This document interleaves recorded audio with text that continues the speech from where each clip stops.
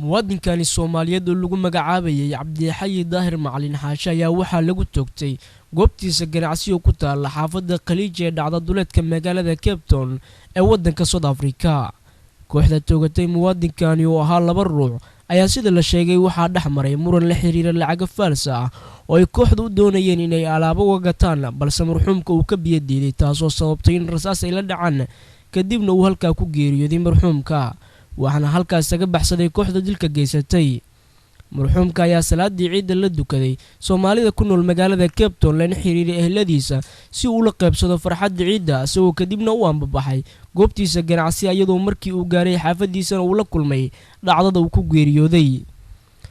goobjooge xilliga taagnaa isla markaana shirka ganacsi la ahaa marxuumka oo asaguna ka badbaaday rasaasta kooxdu ay fureen ayaa telefishinka qaranka Soomaaliyeed waxa uu sharaxaya qaabka ay wax u dhaceen. maalintii ciid markuu wadaadku soo tukaday way imaaday markuu imaaday ciidii asoo iga warbixinay hawshiisa u dhacday ayaa laba nin noo soo gashay. markii laba nin noo soo gashay lacag 10 rand ah oo lacagta South Africaanka ay u dhiibeen waxay rabeen inay wax adeeg kaga gataan. marka lacagtii waxay noqotay lacag aan shaqeynayn oo faag ah. marka wadaadku markuu fiiriyay uu arkay nimankii lacagtii dib ugu celiyay lacag kale u dhiibeen wax bay ka gateen. markay ka gateen wixii nimankii ay ismajiireen iyo isla markiina hadana soo majiireen wiilkii xabad bay ku fureen mayna ka hadlinin albaab furmayna dhihin istaag mayna dhihin isdhiib mayna dhihin xabad baa lagu furay hal xabad baa ku dhacday xagga garabka hoostiisa inooga dhacday xabadii uu wadaadku u dhintay anigana 3 xabadood bay u rideen.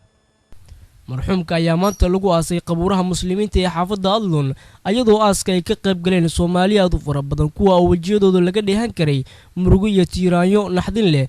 qaar ka mid ah dadkii aaska ka qayb galay isla markaana marxuumka isla dukadeen salaadii ciidda ayaa ka hadlay sidii ay ugu xun yihiin geerida ku timid walaalkood. xaqiiqatan waa wax iska jiro boqolkiiba boqol Soomaalida aad loo dilo wali sanadkan hadda aan joogno aad buu ugu soo badanayaa gobolkan aan joogno ee Cape Town. xaqiiqatan waa arin dadka ku abuurto fajac iyo argagax bal laakiin meeshiina kama maarmaan dadkii Soomaalida ahaa qutulyoomkii baa laga raadinayaa dadka madowga ama gaangistarka waddankana aad bay u laayaan dadka. waxaan dilalkan South Africa ka socday wax caadi ah ma aha waa wax uu qutulyoom camala bay noqotay. السلام عليكم magacaygu waa Yuusuf Cabdullaahi Rable Xayi Daahir Macalin baan adeerkiis baan ahay shalay subaxii salaadii ciid magaalada Cape Town xaafadda Bialval baan ku tukanay ka bacdi waa ismaac salaameynay asagana shaqadiisii iyo meeshii dukaanka uu ku lahaa maahirada ku lahaa buu aaday anna hadda reerkaygii iyo xaaskaygii iyo xaafadeydii baan aaday dabadeetana saacado ka bacdi aday salaadii hor markaan tukanay waxaa naloo soo sheegay inuu maartay Xayi oo ilaahay masiibadan ku keenay oo gacan xaq daran ay dishay. hadee maanta waxaa weeye waa alxamdulilah waan aasnay waxaan u tacseenayaa xaaskiisii Ruqiya oo ku nool magaalada Garissa Kenya iyo ehladii kaleeta adeer micnaha Allah u naxariistay marxuumka ayaa ifkaga tagay hal xaas iyo gabar uu dhalay kuwa oo iminka ku nool magaalada Garissa ee xarunta gobolka Waqooyi Bari ee dalkaasi Kenya.